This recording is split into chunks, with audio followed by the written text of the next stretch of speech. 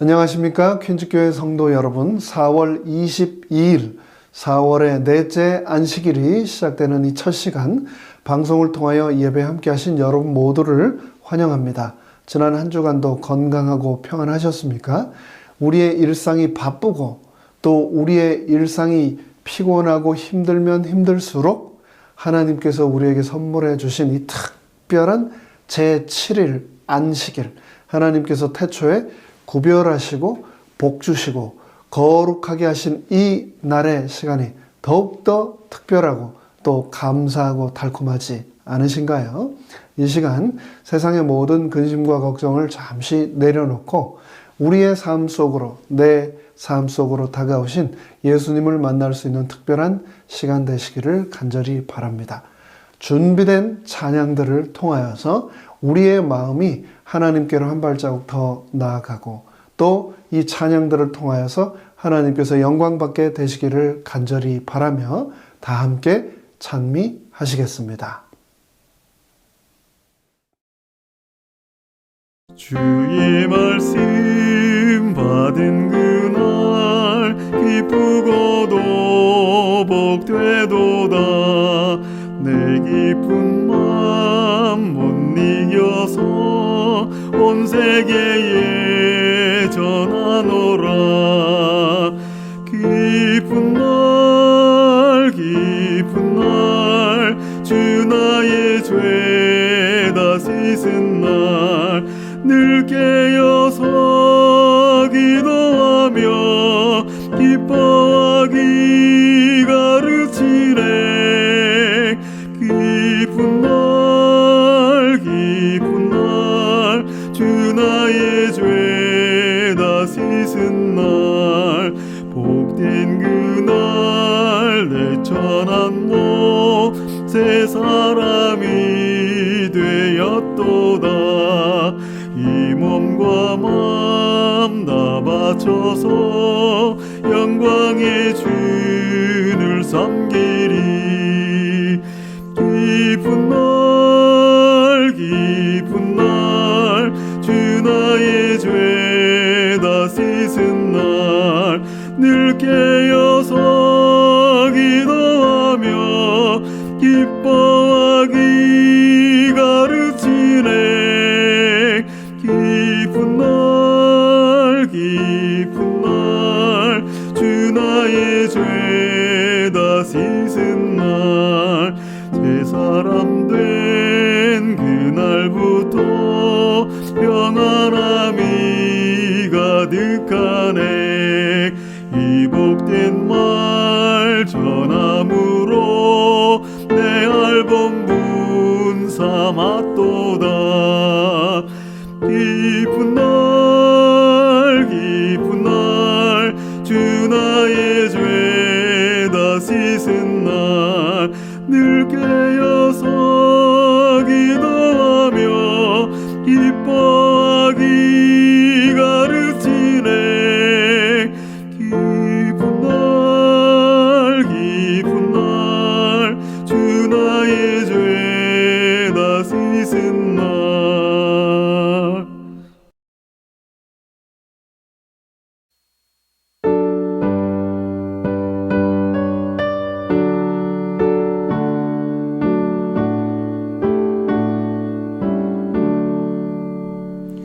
나 주의 도움 받고자 주 예수님께 빕니다.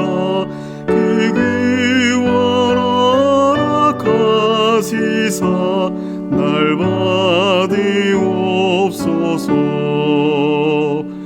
내 모습 이대로 주 받으옵소서. 날 위해 돌아가신 주 날 받으옵소서. 큰 죄에 빠져 죽을라 두 보혈을 샀으니 주 영상대로 빚으사 날 받으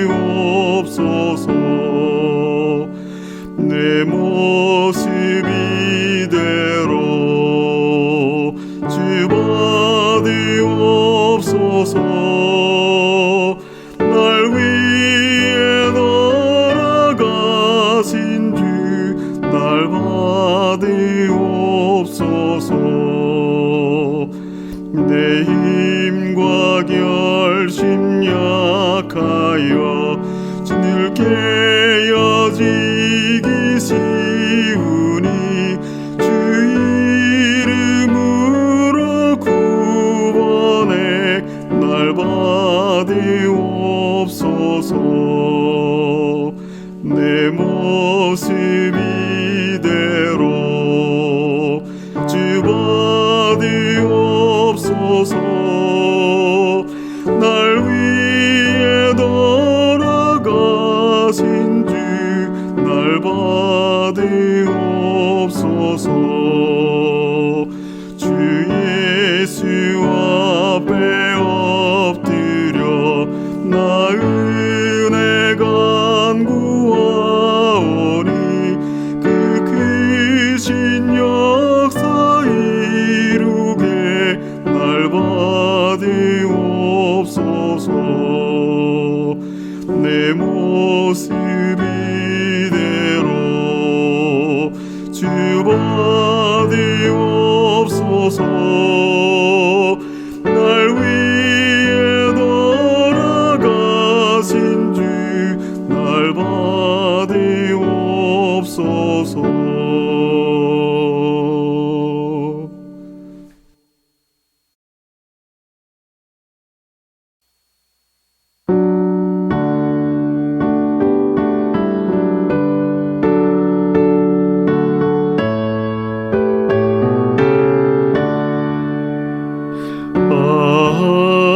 하나님의 은혜로 있을 데 없는 자 왜 구속하여 주는지 난 알 수 없도다.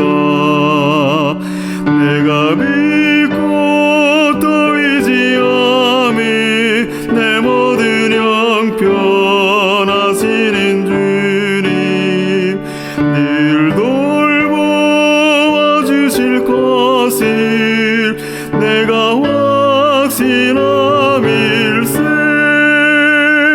왜 내게 성령 주셔서 내 마음을 감동해 주 예수 믿게 하는지 난 알 수 없도다. 내가 믿고 또 의지함이 내 모든 형편하시는 주님 늘 돌보아 주실 것을 내가 확신함일세.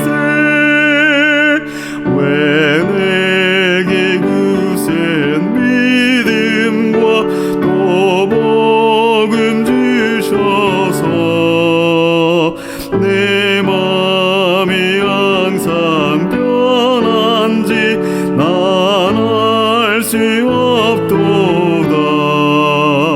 내가 믿고 또 의지함은 내 모든 형편하시는 주님 늘 돌보아 주실 것을 내가 확신함일세. 이초로 인생 살 동안 내가 갈 길 편할지 혹환난 고통 당할지 난 알 수 없도다.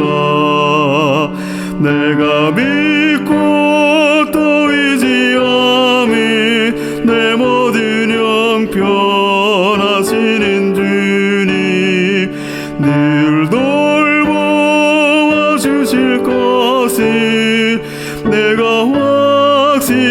확신함일세. 주 언제 다시 오실지 혹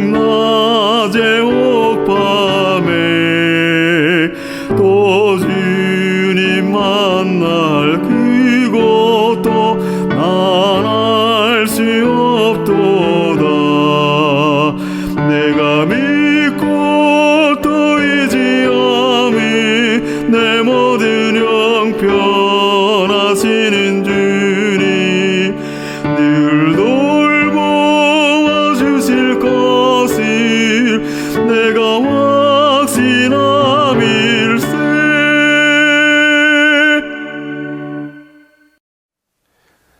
다 함께 시작하는 첫 찬미 225장 빈들의 마른 풀 같이 찬양 다 함께 하시겠습니다.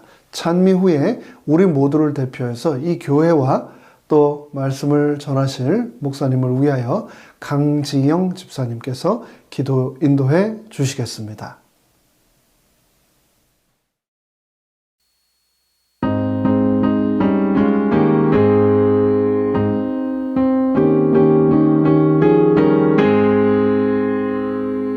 빈들의 마른 풀같이 시들은 나의 심령 주님의 허락한 성령 간절히 바랍니다. 가물음의 마른 땅에 단비를 내리시듯 성령의 단비를 부어 새 생명 주옵소서. 반가운 빗소리 듣고 산철이 춤을 추네. 봄비로 내리는 성령 내게도 주옵소서. 가물음의 마른 땅에 단비를 내리시듯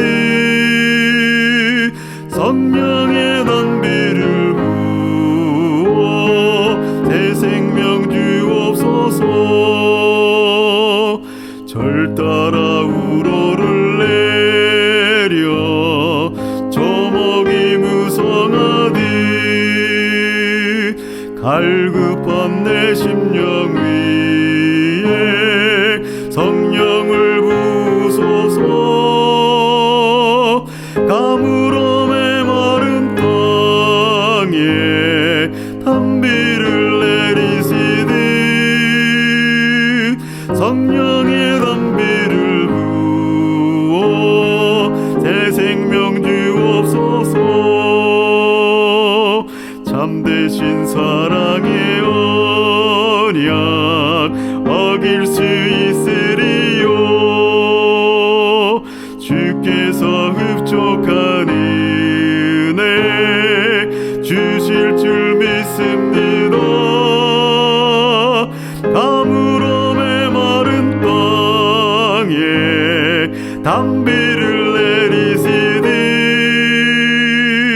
성령의 단비를 부어 새 생명 주옵소서.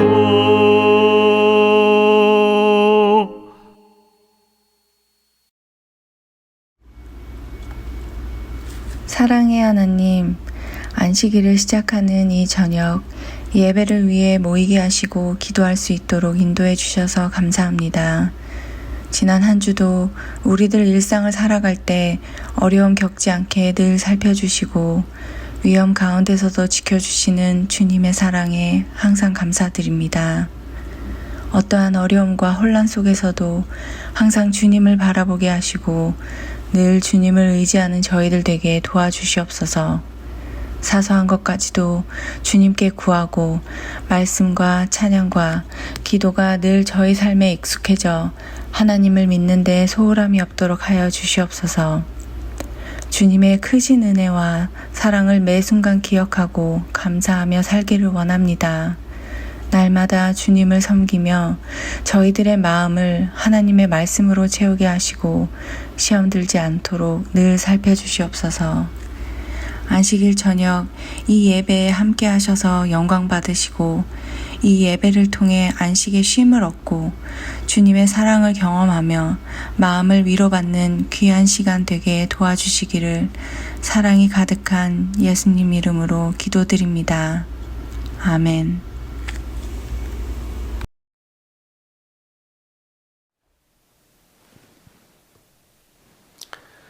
안녕하십니까. 다시 한번 인사드립니다. 퀸즈교회 성도 여러분, 지난 한 주간 건강하고 평안하셨습니까? 4월이 시작된 게 엊그저께 같은데 벌써 4월의 넷째 안식일이 시작되었습니다.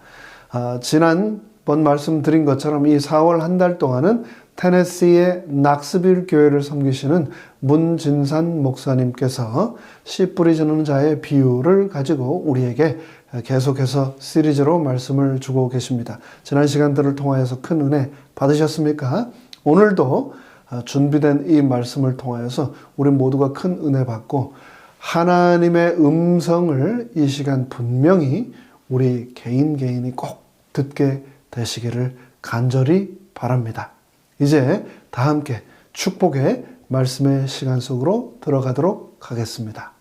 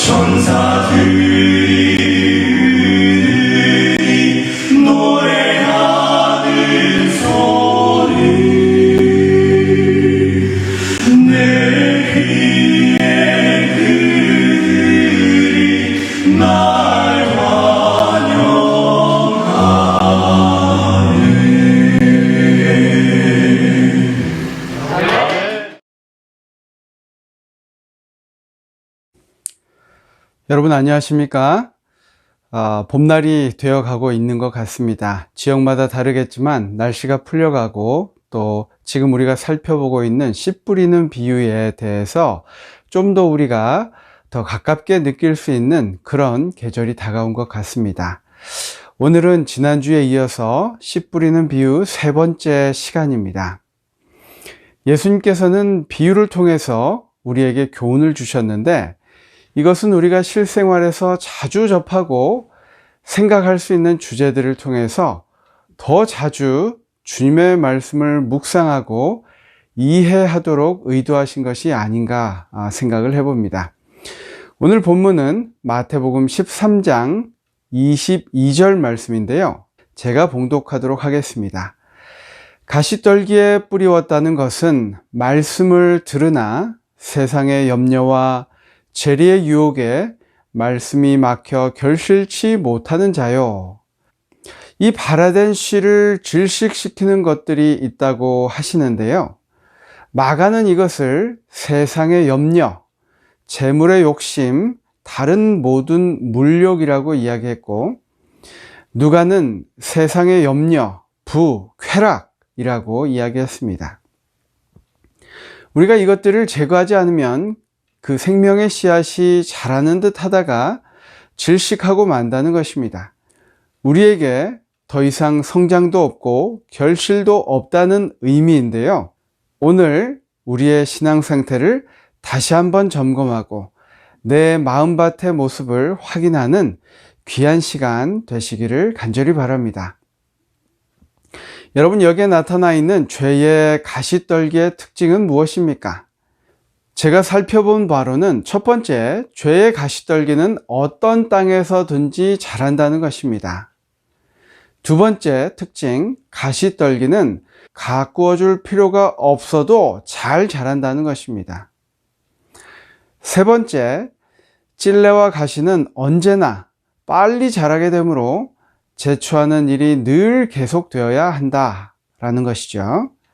네 번째 특징은 이 죄를 이기지 않으면 죄가 저희를 이기게 된다. 이 네 가지 특징이 있습니다. 반면에 곡식은 어떻습니까? 곡식은 관리하지 않으면, 즉 가꾸지 않으면 수확할 수가 없습니다. 우리의 옛 습관, 즉 죄성은 우리의 생애 속에 저절로 나타나게 될 것인데, 우리 마음을 하나님의 지배하에 두어야 하고, 또 성령이 끊임없이 품성을 세련시키고 고상하게 해 주시도록 구하고 노력해야 한다는 것입니다. 그래서 그 결과로 사람들의 마음속에 도덕적인 변화가 일어나야 합니다. 그리고 기존에 가지고 있던 습관과 또 행위와 죄된 생애를 버려야 합니다. 또 사단의 특성들을 심령 속에서 끊어버려야 합니다. 그렇게 할 때 우리는 결실을 얻는 신앙생활을 할 수 있다고 이야기하고 있습니다. 그런데 저는 이러한 죄성들이 우리가 흔히 보는 잡초의 특성과 매우 유사하다는 것에 크게 놀라고 또 신기했습니다. 잔디를 직접 관리하거나 텃밭을 가지고 계신 분들은 충분히 이해하실 것입니다. 농부는 절대 잡초를 이기지 못한다라는 말이 있습니다. 이 말은 농사의 성패에 있어서 잡초를 제거하는 것은 절대적으로 중요하다는 의미입니다. 제가 전에 살던 곳 맞은편에 한국분이 살고 계셨는데요. 잔디에 대해 수년간 연구했다고 자부하는 그런 분이었습니다. 그분 이야기가 잡초는 절대 대충 호미 정도로 파내서는 없앨 수 없다며 치밀한 관리와 시간이 절대적으로 필요하다고 강조하였습니다. 여러분, 이러한 잡초들을 보신 적이 있으실 것입니다. 저도 처음에 이런 잡초를 보고 호미와 삽으로 하나하나 파내어 관리를 해보았습니다. 하지만 이런 풀들에게 비웃음 당하듯이 돌아서면 다시 나고 그러기를 반복하였습니다. 자료를 보면 논 잡초는 100여 종이 있다고 하고 밭 잡초는 300여 종이나 된다고 합니다. 그래서 이 잡초를 이겨보려고 해도 그것이 쉽지 않습니다. 한 전문가는 잡초에 대한 생각 자체를 다르게 해야만 이길 수 있다라고 이야기하는데, 그것이 무엇이냐면 우리가 농사를 짓는 곳에 잡초가 나는 것이 아니라 우리가 잡초 종자은행 위에 농사를 짓고 있는 것이다 라는 것입니다. 우리의 생각을 완전히 바꿔야 된다는 것이죠. 여러분, 이 정의가 우리 마음밭의 죄성과 너무나 동일하지 않습니까? 죄의 씨앗으로 가득 찬 밭에 하나님의 생명의 씨앗이 뿌려진 것입니다. 죄의 씨앗으로 가득 찬 그 밭에 하나님의 생명이 오셔서 그곳에 뿌리를 내리도록 하신 것입니다. 그리고 워낙 작아서 보이지 않지만 땅 속에는 수많은 종류의 잡초가 자손을 퍼뜨리기 위해 엄청나게 그 씨앗을, 자손을 뿌려 놓았습니다. 우리의 마음밭입니다. 또 아무리 많은 씨앗이 묻혀 있더라도 한꺼번에 나온다면 그 다음에는 관리가 쉬울 텐데, 그렇지도 않는다는 것이 문제입니다. 우리가 회심하고 우리의 마음이 완전 하나님께 돌아섰다 할지라도 다시 그 잡초에 정복당하는 이유가 바로 이것입니다.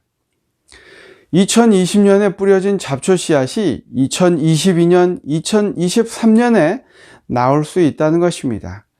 어떻게 그걸 알 수 있냐면 거의 밀폐된 비닐하우스 농장에 올해 모든 잡초를 제거하고 땅도 뒤집지 않고 건드리지 않았다 할지라도 내년에 그 비닐하우스 안을 보면 또 잡초가 올라옵니다.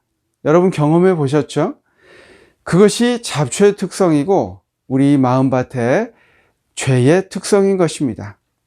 또 잡초의 특징이 종자를 퍼뜨리기 위해 곡식이 익기 전에 먼저 씨앗을 맺고 땅에 퍼뜨립니다. 어떤 씨앗은 살짝 건드리기만 해도 팝콘처럼 튀어올라서 주변에 퍼지는 것을 볼 수 있습니다. 그 생명력이 얼마나 끈질긴지 좀처럼 우리가 이 잡초를 없애기 힘들다는 것입니다. 멋모르고 달려들면 포기하기 십상입니다. 단번에 잡초를 몽땅 없애겠다는 생각을 버려야 합니다.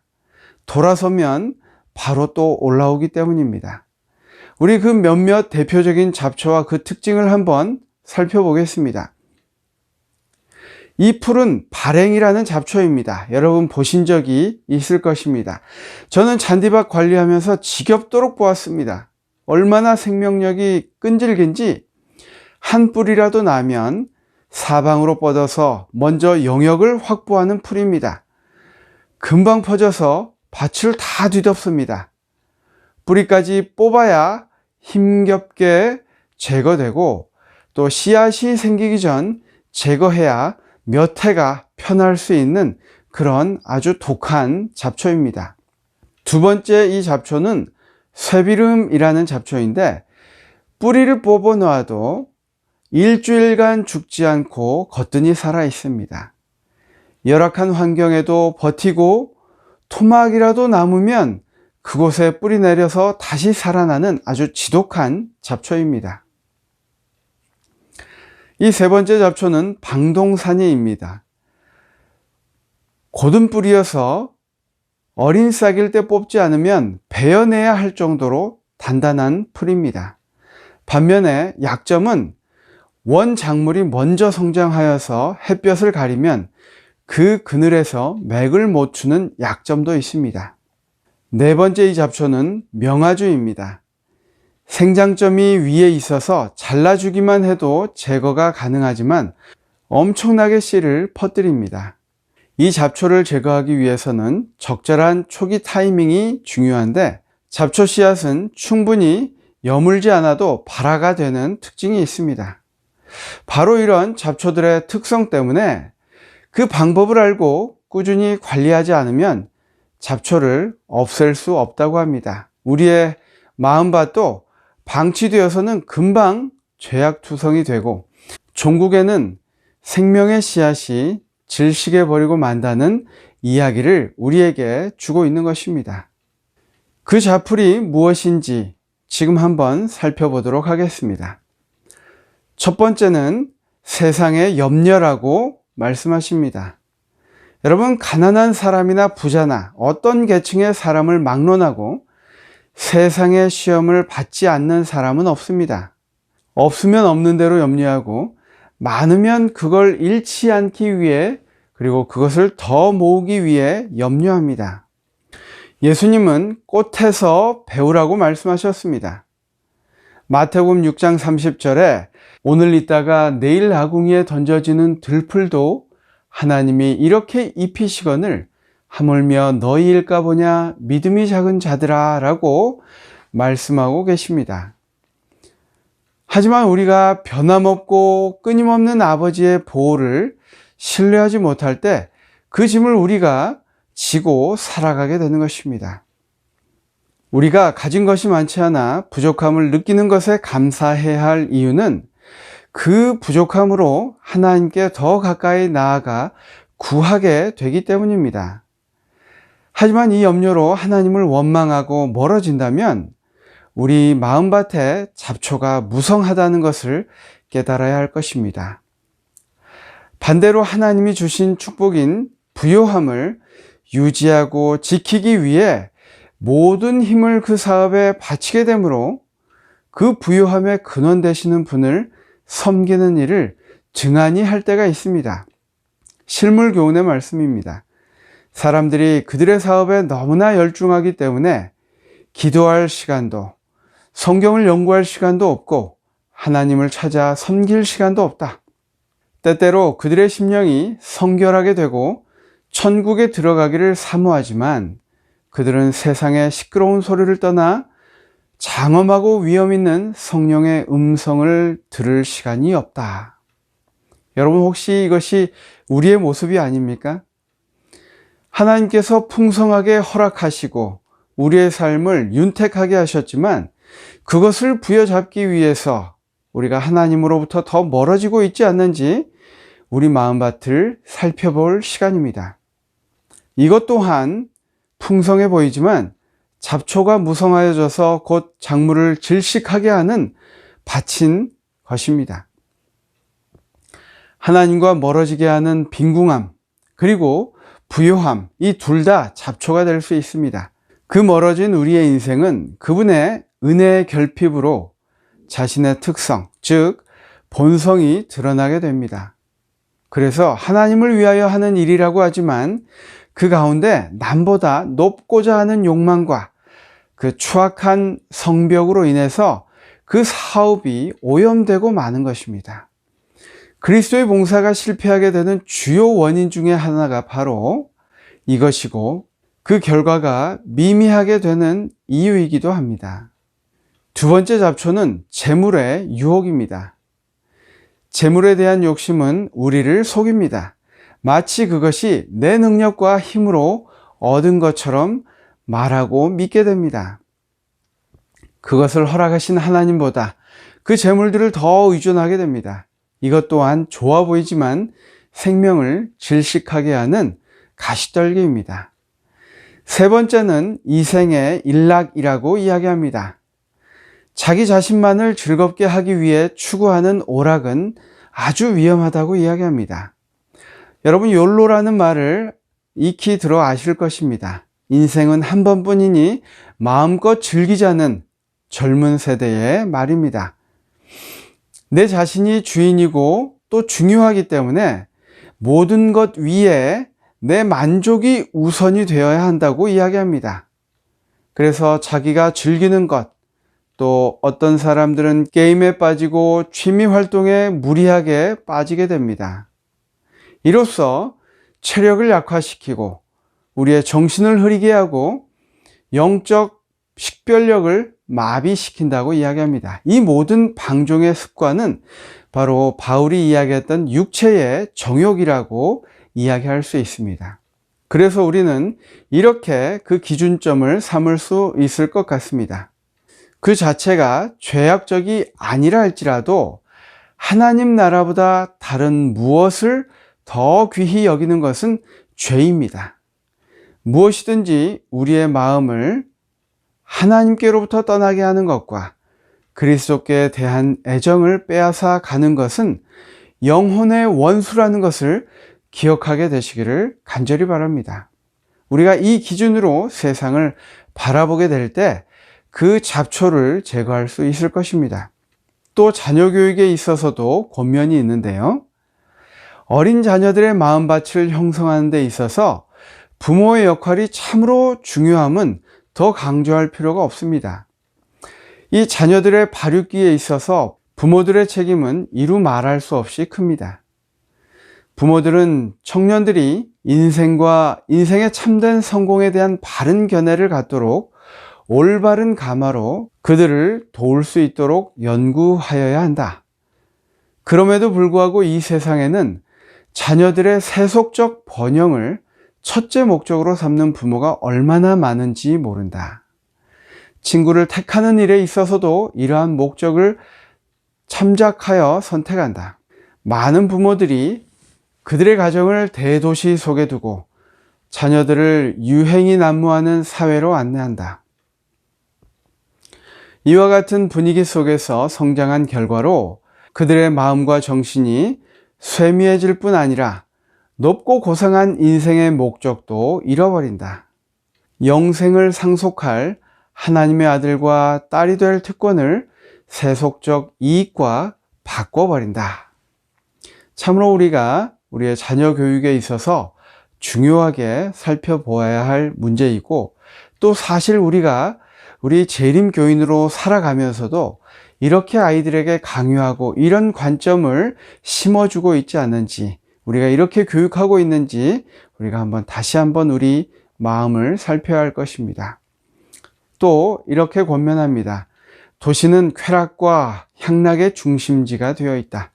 많은 부모들이 도시가 저희 자녀들에게 유리한 점이 많다고 생각해서 그들을 위하여 도시 생활을 선택하지만 마침내 실망하게 되고 너무 늦은 다음에야 저희의 큰 실책을 후회하게 된다. 그래서 사탄은 우리의 마음밭을 망가뜨리기 위해서 근심과 재리와 쾌락, 이 모두를 사용한다고 이야기합니다. 그래서 다음 세 성경절은 우리에게 이렇게 경고하고 있습니다. 요한일서 2장 15절, 16절 말씀인데요. 이 세상이나 세상에 있는 것들을 사랑하지 말라. 누구든지 세상을 사랑하면 아버지의 사랑이 그 속에 있지 아니하니, 이는 세상에 있는 모든 것이 육신의 정욕과 안목의 정욕과 이생의 자랑이니 다 아버지께로부터 쫓아온 것이 아니요 세상으로 쫓아온 것이라. 요한일서의 말씀입니다. 두 번째 말씀은 누가복음 21장 34절 말씀인데요. 너희는 스스로 조심하라. 그렇지 않으면 방탕함과 술취함과 생활의 염려로 마음이 둔하여진다고 경고하고 있습니다. 세 번째 말씀은 디모데전서 6장 9절과 10절입니다. 부하리 하는 자들은 시험과 올무와 여러 가지 어리석고 해로운 정욕에 떨어지나니 곧 사람으로 침륜과 멸망에 빠지게 하는 것이라.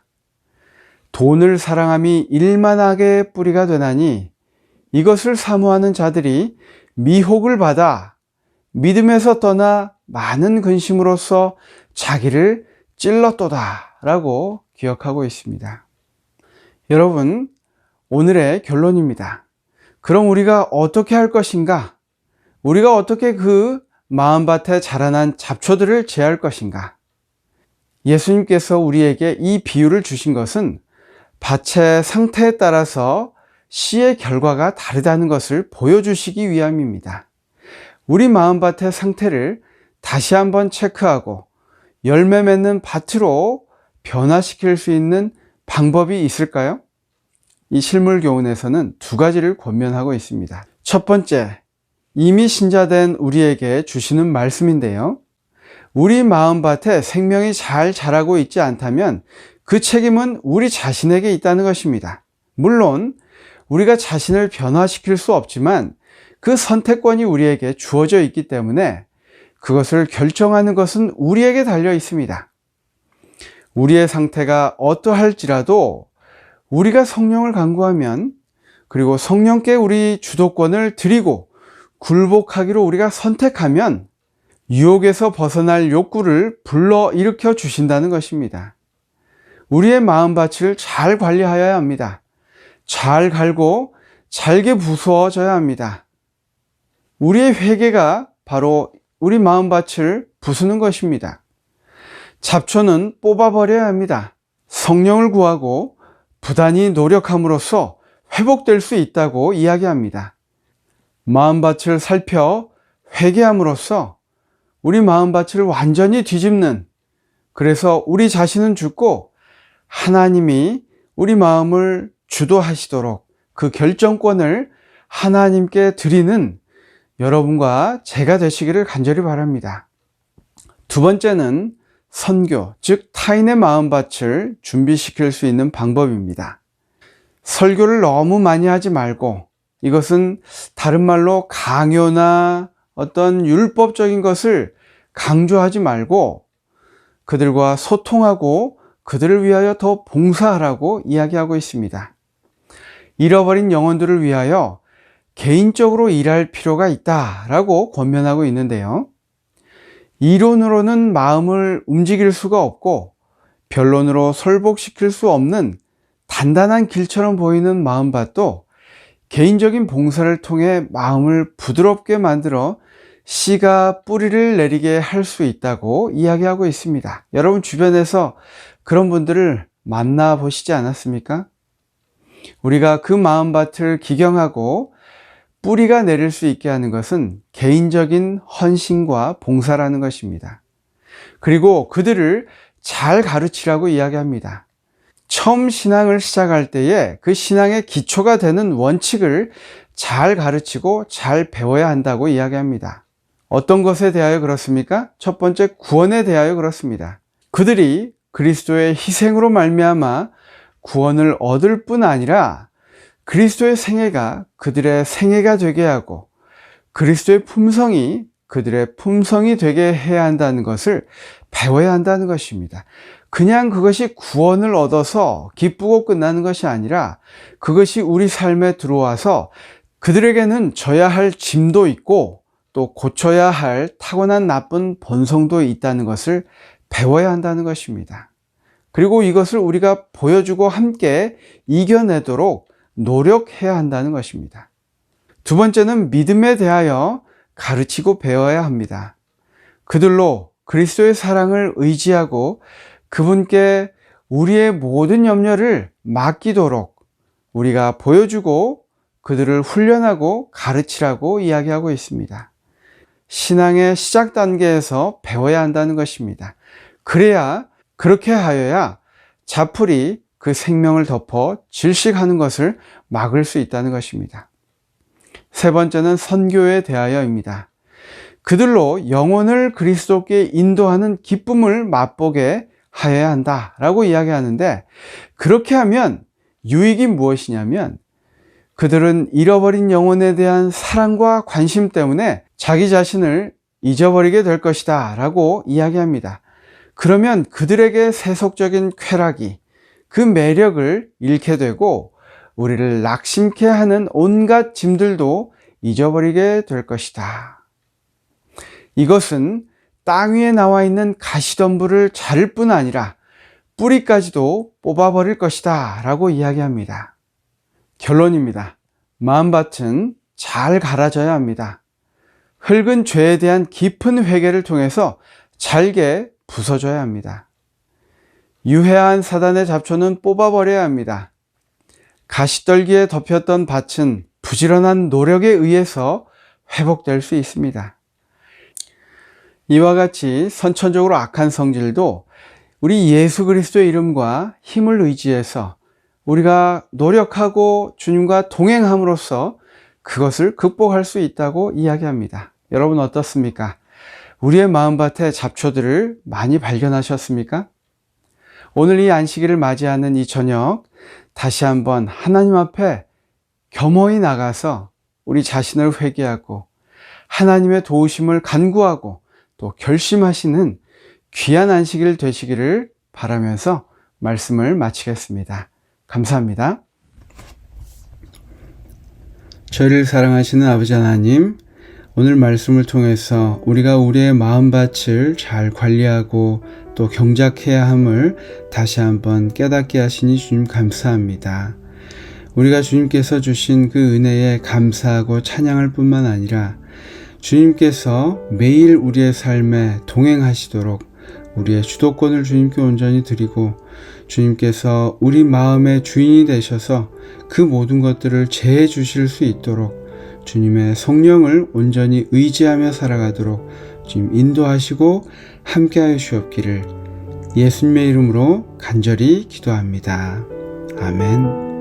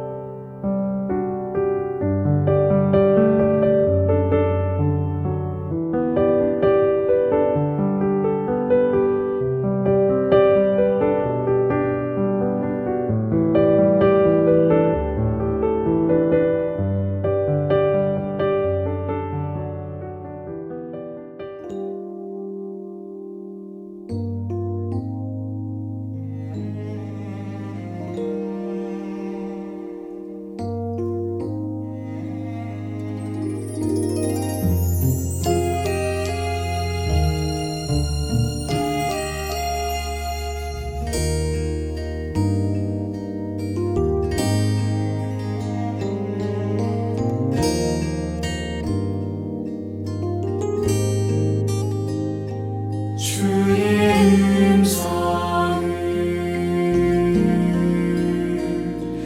내가 들으니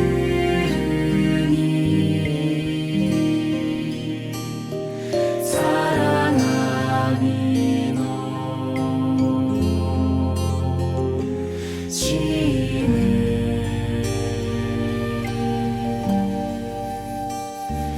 믿는 마음으로 주께 나오니 받아주심이니이다.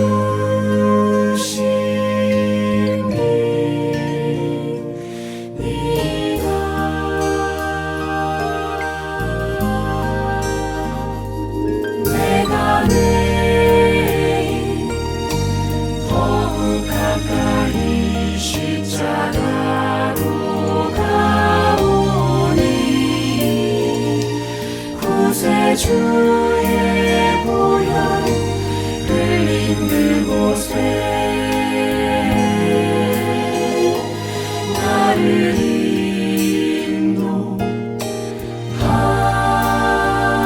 인도하소서.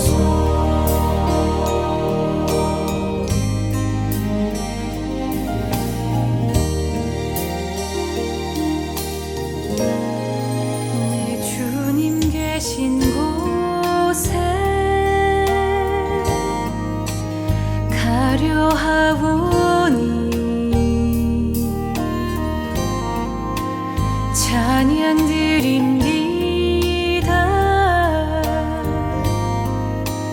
한 목소리로 거룩한 곳 올라가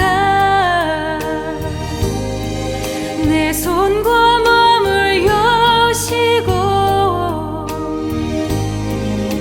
주의 보좌 주의 영광으로 날 이끄소서.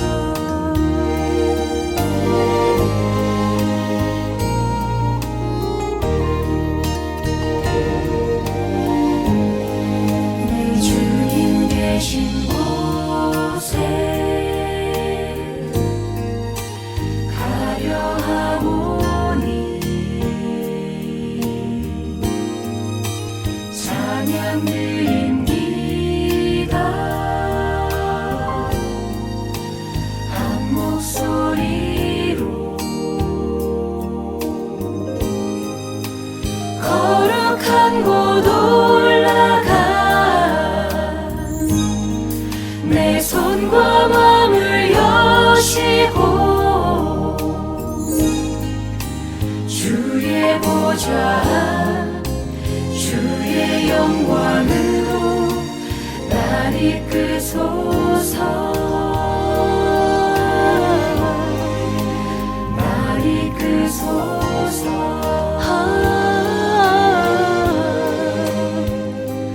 보혈 흘린 그